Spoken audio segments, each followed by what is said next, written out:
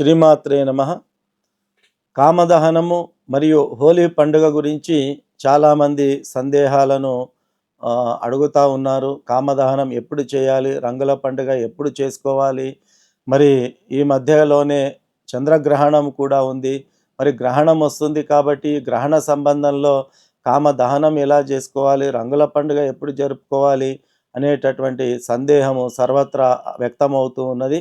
నేరుగా విషయంలోని కనుక వచ్చినట్టయితే కామదహనం అనేటటువంటిది ధర్మసింధు ఆధారంగా అందులో ఇచ్చినటువంటి సూత్రాన్ని గనక మనం అన్వయం చేసుకున్నట్టయితే కామదహనము మార్చి 2వ తేదీ సోమవారం రోజే కామదహనము జరుపుకోవాలి అని శాస్త్రం మనకు చెబుతూ ఉంది.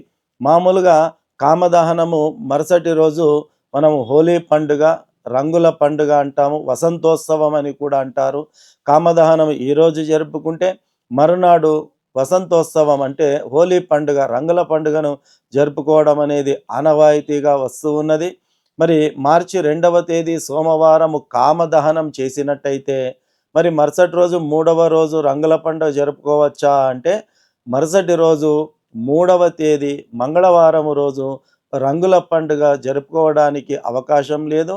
ఎందుకు అంటే చంద్రగ్రహణం ఉన్నది కాబట్టి 3వ తేదీ మంగళవారము చంద్రగ్రహణానికి సంబంధించి సూర్యోదయము నుంచే వేదారంభం అవుతుంది, సూతకం ప్రారంభమవుతుంది.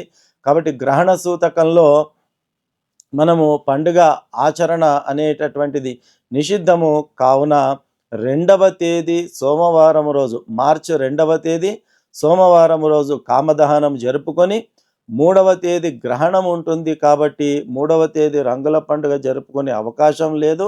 మరి ఎప్పుడు జరుపుకోవాలి అంటే 4వ తేదీ బుధవారం రోజు రంగుల పండుగను ఆచరించాలి అనేది మనకు ధర్మసింధు ప్రకారము ఆ సూత్రాన్ని అన్వయం చేసుకుంటే మనకు తెలియవస్తుంది.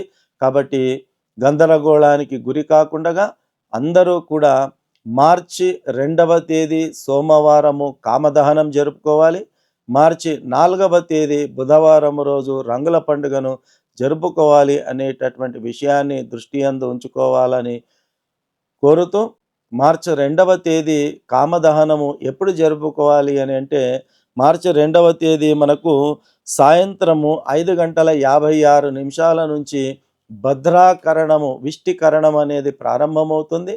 మనకు ధర్మసింధు ఆధారంగా భద్రా ఉన్నప్పుడు కామదహనము చేయకూడదు అనేది కూడా ఒక శాస్త్ర వచనం ఉన్నది. కాబట్టి మార్చి 2వ తేదీ సోమవారము వీలైనంత సాయంత్రం 6 గంటల లోపే కామదహనాన్ని చేసుకోవడము అందరికీ శుభకరమైనటువంటి విషయమని తెలియజెప్పుతూ, మార్చి 2 సోమవారం కామదహనం, మార్చి 4 బుధవారం రంగుల పండుగ జరుపుకోవాలి. శ్రీమాత్రే నమః.